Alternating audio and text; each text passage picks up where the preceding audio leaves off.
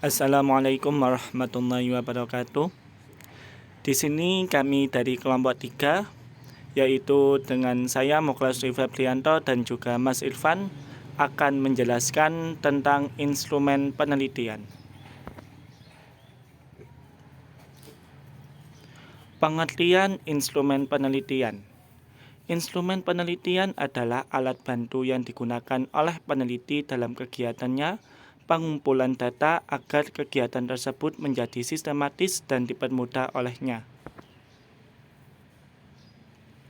Jenis-jenis instrumen penelitian. Yang pertama ada kuesioner atau angket, yang kedua pedoman wawancara, yang ketiga pedoman dokumentasi, yang keempat tes, yang kelima checklist, dan yang keenam peneliti.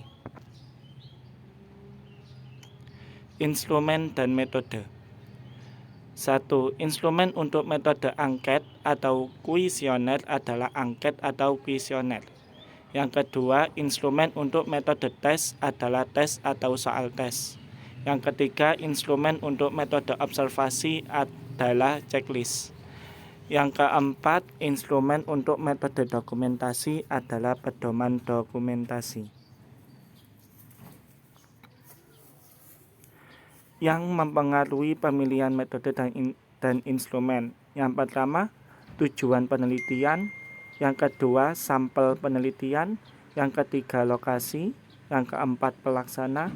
Yang kelima, biaya dan waktu. Yang keenam, data.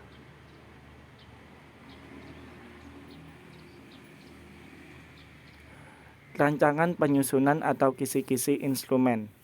Yang pertama, kisi-kisi umum adalah kisi-kisi yang dibuat untuk menggambarkan semua variabel yang diukur, dilengkapi dengan semua kemungkinan sumber data, semua metode dan instrumen yang mungkin dapat dipakai.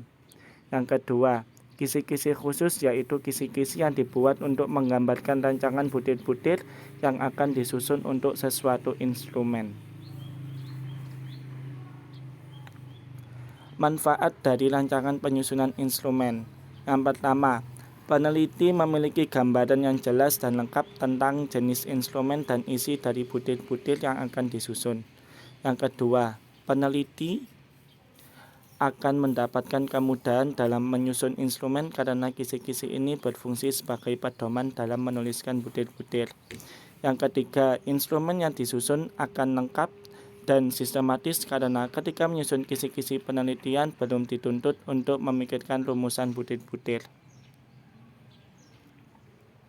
Yang keempat, kisi-kisi berfungsi sebagai peta perjalanan dari aspek yang akan dikumpulkan datanya, dari mana data diambil dan dengan apa pula data tersebut diambil.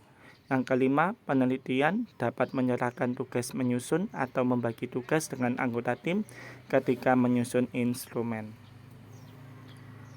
Untuk selanjutnya akan disampaikan oleh Mas Irfan.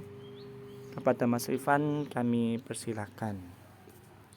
Ya, untuk Mas Muklas terima kasih.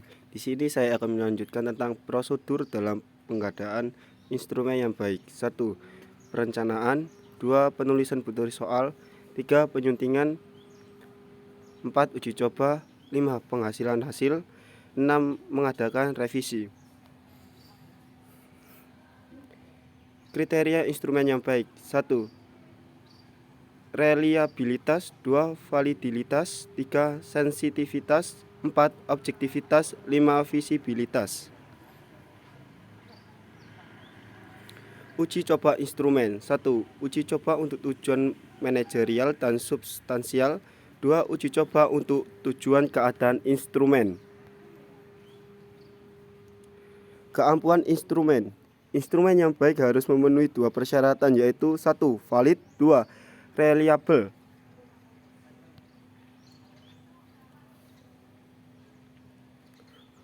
Validalitas dan reliabilitas. Validalitas adalah suatu ukuran yang menunjukkan tingkat-tingkat kevalidan dan kesasihan sesuai sesuatu instrumen. 2.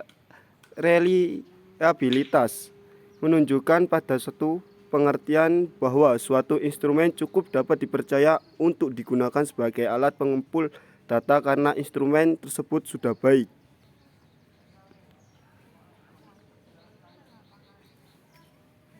Terima kasih. Wassalamualaikum warahmatullahi wabarakatuh. Ini kelas.